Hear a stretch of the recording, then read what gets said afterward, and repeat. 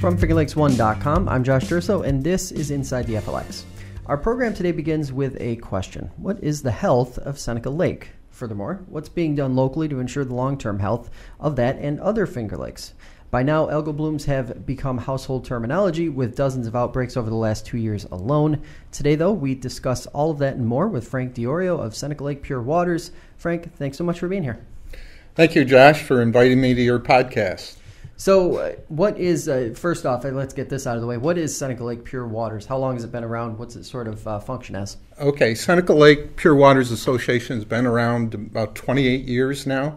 And this organization was founded to help preserve the water quality of Seneca Lake. We currently have over 500 members around the lake and work a number of initiatives to help ensure that our lake stays pristine, clean, and pure. So then I guess the next question is how much of what you guys had done before really ramped up and kicked up once the HABs started to become a common occurrence or a regular occurrence here in the region? Okay, we a number of years ago, we started a program to monitor stream water quality. We looked at the quality of the water that primarily feeds all of Seneca Lake. And that program was very helpful in terms of identifying areas where we're getting point source pollution coming into the lake. Then in 2014, we encountered HABs. And this started out with a single email coming into us via the DEC. We investigated that email and essentially went from there. The next year, we enhanced our ability to handle emails and hotline calls. And then as things began to escalate and we identified more and more HABs, we decided we had to put a more formal program in place. So we put a volunteer network in around the lake. We started with 40 volunteers. The next year we grew that to a little over 80 volunteers, and in 2018 we had 102 volunteers monitoring HABs. So with regard to HABs, what's known, what's not known? What are some of the things that you guys are kind of looking at now that maybe you weren't looking at a few years ago with regard to that? Okay. In terms of what's known, we're confident that nutrients are a generator of HABs, nutrients being largely phosphorus and nitrogen. And those nutrients combined with warm water temperatures, warm air temperatures, calm waters will cause the blooms to occur. So we know that's the criteria that causes blooms to occur. We don't know really what the root cause is of HABs, and there's a lot of people investigating that and working on it, and Governor Como actually has invested $65 million to start those studies. So we don't know exactly what the root cause is. If we did, we would go after that, but we know the conditions that cause the HABs to occur. Is warm, dry weather part of that equation also? When you look at the weather in general, one of the things we've noticed on Seneca Lake is when we have these large downpours, we get a lot of wash coming down from the sides of the lake, bringing more and more nutrients in. And what happens typically is those nutrients come in and set for a while, and then we have those conditions I mentioned earlier, and that's what causes the bloom to explode. Okay, so weather plays a part, right, but it's not the only generator of the blooms. Now, how much of this is if you were going to sort of put a letter grade on how well this problem is understood across the board, where do we sort of stand in that process, or what grade would you assign to, and I'm talking about the collective, the state, everyone across the board, because it seems like there's a lot of learning trying to happen, but it seems like there's still a long, long ways to go. Right. So I would give it 2 letter grades, Josh. I would give it a C in terms of really understanding the root cause. I would give it an A in terms of effort. Now, we're working closely with Hobart and the DEC and other groups that are very interested, very dedicated to getting to the bottom of this. But we're still a ways from that, as I mentioned earlier. How helpful is it having the support of obviously a local institution like Hobart, and then also having the DEC really be on top of this and saying, okay, we have to start focusing, we have to put some serious energy toward this? Okay, I can't say enough positive things about our relationship with FLI and Hobart and also the DEC, Josh. As an example, at FLI, we now have test equipment at Finger Lakes Institute that allows our volunteers to drop off their samples and have those analyzed immediately. And our primary driver here is to keep the public healthy and safe, and not allow HABs to harm them in any way, and that applies to animals as well. So having a partner right on the lake that can analyze our samples is extremely helpful. And then from a DEC perspective, they play a key role helping to educate our volunteers and do a terrific job. They also do the more detailed toxin analysis work for us over in Syracuse. So our program is really built on collaboration, starting at the ground up with our volunteers. Mm-hmm. Now, I also want to just get your perspective on sort of the multi-prong layering that's happening with this. So you've got obviously the tourism impact where you have beaches and such closed, but then you also have the drinking water impact. Seneca Lake is huge for that aspect of it. How much of a priority or how much of an issue are those in how you guys are approaching this whole thing? Okay, well, the Department of Health and the DEC are very concerned about Seneca Lake, as an example, being a water source for the public. And a lot of work is being done to make sure we analyze the water to make sure it is safe. But then there's another aspect to this as well, Josh. I've lived on Seneca Lake now for 26 years, and I essentially source my water from the lake. It's run through a home filtering system and a UV system to try and make it as pure as possible. But the issue that is still a very big challenge is that the toxins that are released from HABs cannot be filtered out by any home water system. Mm-hmm. So there's the public water systems that are very heavily monitored to keep people safe. But then there's also growing concern by others around the lake that don't have access to public water, yet would still like to have safe water coming into their home. Naturally. How much of a concern, when you talk to folks around the lakes or even around Seneca Lake, how much does cost come into the concern?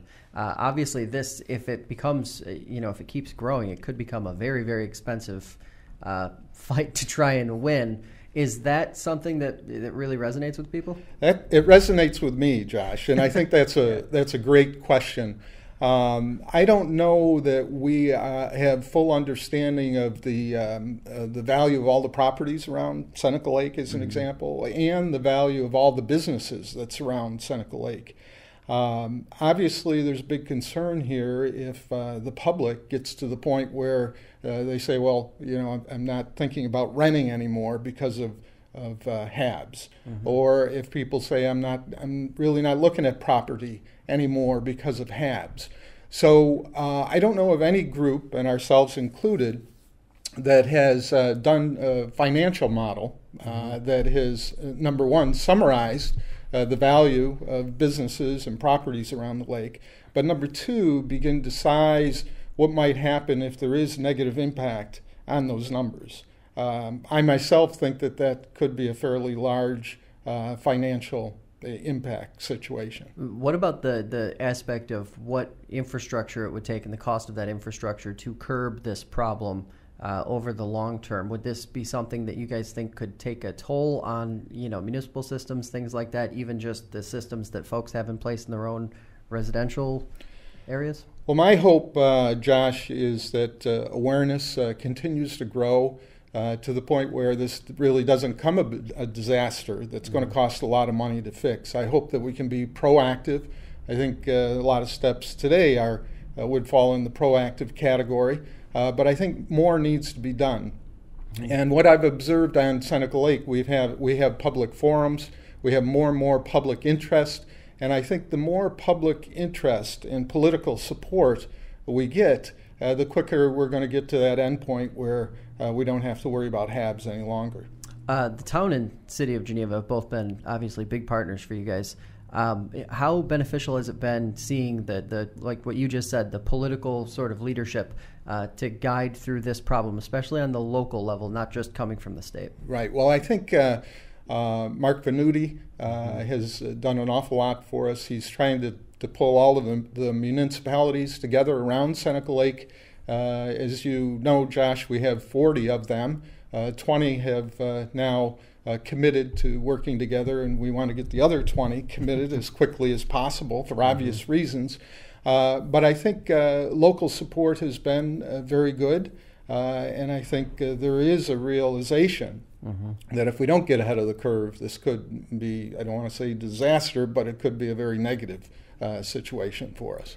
So then the next question is, what are some of the, as you guys have sort of watched this problem bloom, excuse the pun, over the last few years, what are sort of the hot spots? Are there areas that you guys see most frequently as being sort of where the outbreaks are happening, or is it truly random and happening everywhere?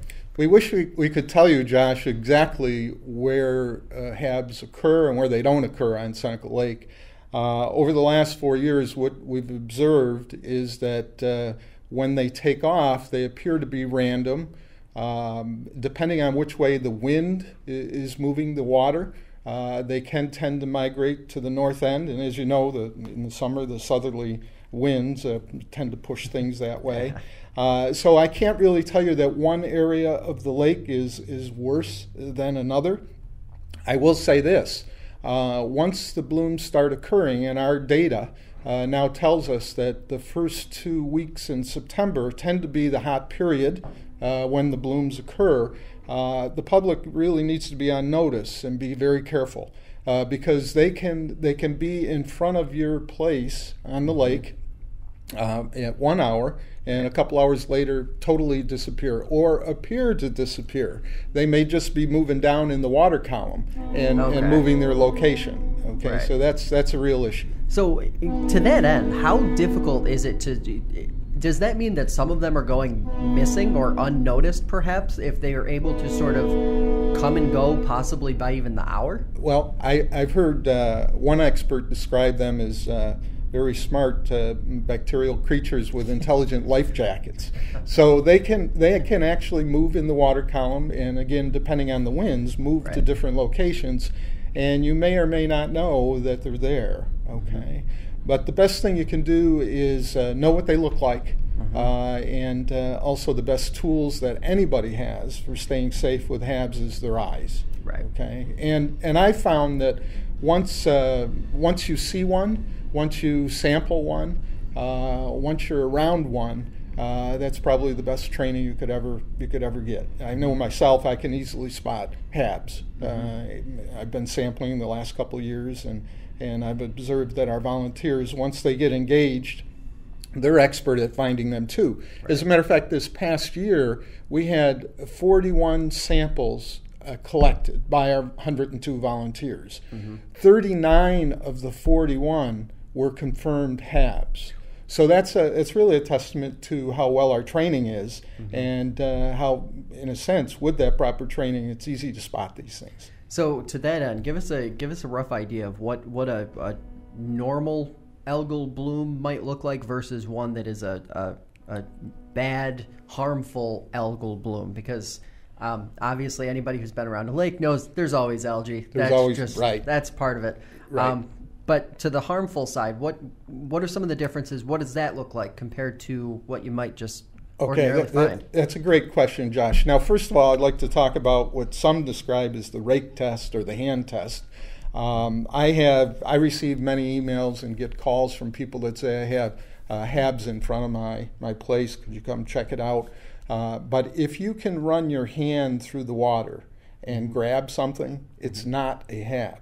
It's some type of seaweed in there. Right. Okay. If you rake and the rake goes through, it is, if the rake goes through it, it could be a HAB. Okay, Right. so it's not something you can pick up and grab.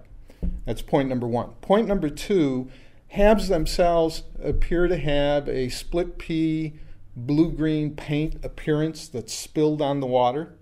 Okay, so it can be a small area or a very large area.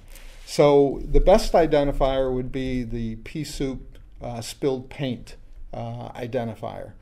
Okay, now once you've observed that, we sample with collection bottles and bring the samples to FLI to determine if it is a bloom or not. And there's a threshold level, and that is 25 micrograms per liter of blue-green chlorophyll. So that's sort of a go, no-go. Is it a bloom or isn't it? Now, you can't visually, Josh, determine where you are with regard to that 25 microgram per liter blue-green chlorophyll threshold level. You just can't. It's impossible. Then the question is, I have a bloom, is it toxic? And that's where we send samples over to Syracuse looking for microcystin, okay, and over 20 micrograms per liter of microcystin. Then we confirm it's toxic, and then we look at what types of toxin. And there's different types. One is microcystis, which can have impact on colon and liver, okay. Another is anatoxin, which is more of a nerve toxin, and that's the one that would cause dogs to basically be killed by the toxin. Okay, so it's very complicated, and people want to know, can you give me a test strip? Can you help me understand if I have one how bad it is? And the challenge here is you can't without very sophisticated lab testing. So what is sort of as the benchmark for what you guys have seen over the years? What are some of the more extreme or worse case scenarios that you've seen play out versus some of the more mild blooms like the ones you were discussing earlier that kind of just come and go within an hour? Do they last? Can they last an extended period of time? Well, last fall, Josh, around mid-September, I took my boat. I'm on the west side, halfway down the lake. I took my boat to a marina at the north end, and basically observed blooms swirling for that whole 15-mile trip. Okay, so they can tend to be very pervasive and all over the lake. They can also tend to be very localized. The worst periods we again have observed the last couple years have been the first couple weeks in September. I'm not guaranteeing that it's going to be the same way again this year, but that tends to be the hot period for the blooms exploding. All right, well, we're going to take a quick break here, and when we come back, reader questions and then more on what algal blooms look like and also what we might expect in 2019, now that we are actually in 2019. More with Frank. We'll be right back. I was severely injured. I was on a ventilator. My husband was scared, and he just went for the nearest number that he had heard advertised over and over and figured they're the best. They know what they're doing. I think that's the typical reaction. But unfortunately, it wasn't the right one. And I'm thankful that we learned that early on in the process. He decided to look for someone locally who would give us a little more personalized attention. And when we met Steve and talked with him, we knew that we had found that person. If you want to feel like you have an attorney who's in your corner, who's going to listen to you, who's going to endeavor to understand you, give Steve a call. I really felt like everyone at Madej, Meares, and Rickey really cared. For a law firm that cares about you, contact Madej, Meares, and Rickey at 315-568-0911. Prior results do not guarantee a similar outcome. And welcome back to Inside the FLX. We are chatting with Frank DiOrio of Seneca Lake Pure Waters. We're talking lake health here in the Finger Lakes, specifically Seneca Lake. And Frank, obviously, talking about the sort of the evolution throughout the calendar year, what does winter look like? That, I think, is something that a lot of people are always curious about. Do the HABs just disappear and go on vacation for 5 or 6 months and then come back in the spring, stronger and better? Okay, Josh. Well, wintertime, we tend to get a reprieve, as far as we know, from HABs. However, we are talking about doing winter testing just to be assured that we don't have HABs. Now, earlier you asked me what causes HABs, and one of the things I talked about was sunlight. We don't actually have an abundance of sunlight in the winter around here, unfortunately, as you know, Josh. And then the other issue is really temperature. We know temperature is a factor, and with our cool temperatures in the winter, we tend not to see the HABs. The next point that I'd make is there seems to be sort of a life cycle to the HABs, is sort of I'd call it like if we think of vegetation. In the spring we have the tulips and the daffodils, and then as we get towards fall, we pick the tomatoes, and there's a cycle to our vegetation. Likewise, there's a cycle to HABs, and they tend to peak in the late August, September timeframe. So one of the questions that kept popping up was how can folks get involved? How can folks get involved with Seneca Lake Pure Waters? You mentioned volunteers earlier. I'm assuming there's always the perpetual challenge of finding folks who are willing to do this kind of testing throughout the summer. How can people get involved and help you guys out? Okay. First of all, you mentioned volunteers. We're always welcoming new volunteers. And the more people we can have around the lake, the better, for a couple of reasons. Number one, obviously, to observe and sample HABs. But the next thing is we're finding that the volunteers become local experts in neighborhoods. Rather than call in a hotline or send somebody an email, I'm going to talk to Josh or Frank or Tom or Bob. So the more people we can have trained and aware around the lake, the better off we are in terms of keeping the public safe. We're also better off in terms of collecting robust data that can help us get underneath the problem. So become a volunteer is one answer. Another thing is this is a pretty involved project. Typically people think of this as volunteers going out, walking around the lake looking for HABs, collecting samples, having them analyzed. But there's really a lot of behind-the-scenes work that goes on here. We have a website, senecalake.org. There's a lot of work that needs to be done on the website. There's a lot of work managing the data, analyzing the data. So even though you may not be interested in walking the beach, there may be other expertise you could bring to the table to help us out. And again, the way in is senecalake.org. So what has been the feedback? I'm very curious. What's been the feedback from the agriculture industry? Obviously, farmers, part of the issue, part of the debate around what's causing it. What's that been like for you guys? I think that's a huge area of opportunity for us. For myself, initially, Josh, I was very concerned about farmers not caring about the lake. Right. And that was the wrong attitude to have. As I've studied this area a little bit more, I quickly conclude that there isn't a farmer or a vineyard owner out there that wants to waste a spoon of fertilizer or a spoon of soil. Right. So therefore, I think there's huge opportunity for us to come together because the people that are enjoying the lake and living on the lake don't want an extra spoon of fertilizer or soil to come down. So I think that's a huge area of opportunity for us that we just haven't maximized yet. We need to work together. We need to understand more. And we want to make sure that in the agriculture world, we're not using fertilizer or manure or other sources of nutrients just to dispose of it. We want to make sure that those nutrients are being used to maximize crops and revenue for the farmers and the vineyard owners. So I think this is virgin territory for us, right, that we need to go after. Is that the biggest opportunity in 2019 and sort of looking forward in the grand sense? I think that is one of our big opportunities. Another thing that we're going to be doing, Josh, back to our original goal of keeping people safe, what we do today is we collect the samples, we have them processed. I went through that whole flow with you. Yeah. But when our volunteers go out and survey the beachfront, they actually do their feedback via their smartphones. Okay. So the instant that smartphone record comes in, we want to post that on our website so that people who are going on the website can see, well, I don't know that this is a bloom or not, but I know that Josh found one on the northeast corner. Okay, and remember our hit rate was 39 out of 41. So if volunteers are finding this, we want to record it or report it to the public as quickly as possible. We're not doing that today. We're taking that data, having it analyzed, posting it on an interactive map, and there's delays. The other thing that we want to do in 2019 is, rather than have people walk the beach on Saturday, Sunday, and Monday, we're going to go to 7-day monitoring. Okay, so people can observe, our volunteers can observe and collect samples any time during that 7-day period.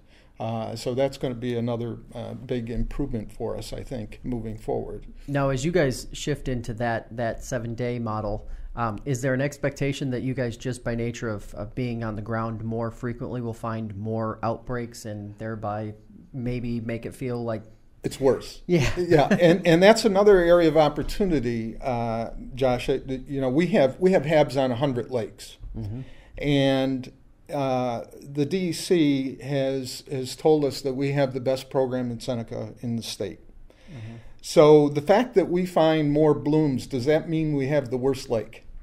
I think the answer to that is no. So we don't really have a way of normalizing data and findings across Finger Lakes, and as a matter of fact, across the 100 lakes. And I think that's something the DEC and other groups need to look at, so that we can essentially give a rating number to the lake. And don't base that rating on the number of blooms found. Some of the most pristine lakes have found blooms, including Skinny Atlas, including Lake George. So, you know, we need a better barometer. So is Seneca Lake thereby sort of a model for the rest of the state to sort of look at and say, this is one way to tackle this problem and kind of get a better understanding of what's going on? I think there's a lot of interest in what we've done and what we've accomplished, Josh. We don't hold any secrets. We've worked very closely with Canandaigua Lake and their lake association, and it's basically open kimono. We will share everything that we have to help these other lakes. We've also worked very closely with Keuka Lake, and just this morning I received an email from an individual who's working on Lake George. So this network is very open. There's no proprietary secrets. We share openly to help everyone. Now, obviously, Seneca Lake is massive, and one thing that I don't think we've really discussed much so far this half hour is does size play a role in it? Are smaller, shallower lakes more susceptible to algal blooms, or is there any evidence to sort of suggest that? Well, I don't have the scientific background to confirm that, but I will tell you this. I'll sort of go in the other direction, is Seneca Lake advantage.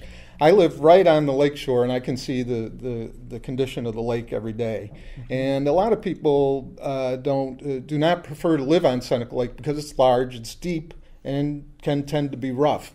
From a HABs perspective, I view that as an advantage. Right. So if you sort of back into your question, Josh, I would say, I have no data to support this, that a shallower lake would be more susceptible.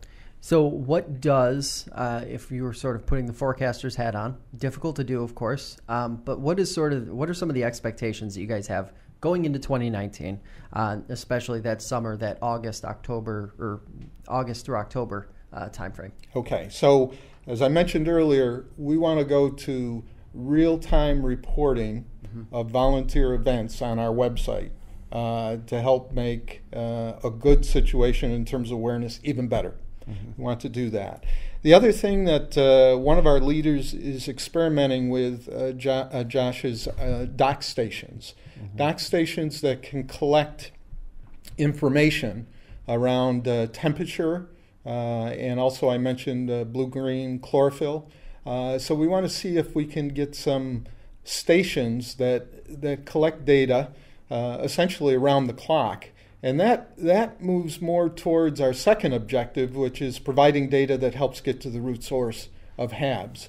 So those are a couple of the big things we hope to implement this year. So to the end of that communication, which I just sort of popped into my head, how much of a challenge is it reporting or making sure that information is available not just for locals but also for tourists who might be visiting the area and maybe not plugged into some of the specific resources that exist around here? Right. So I've had calls from folks in New York City that are thinking of vacationing on Seneca Lake during a certain time frame, and wanted to know my forecast of whether or not HABs were going to occur. And I talked to them like I'm talking to you, Josh, and that's an impossible thing to do. Yeah. But I do point out how solid our system is in terms of providing information to the public, and they very much appreciate that. So I think that's the best we can do with that one.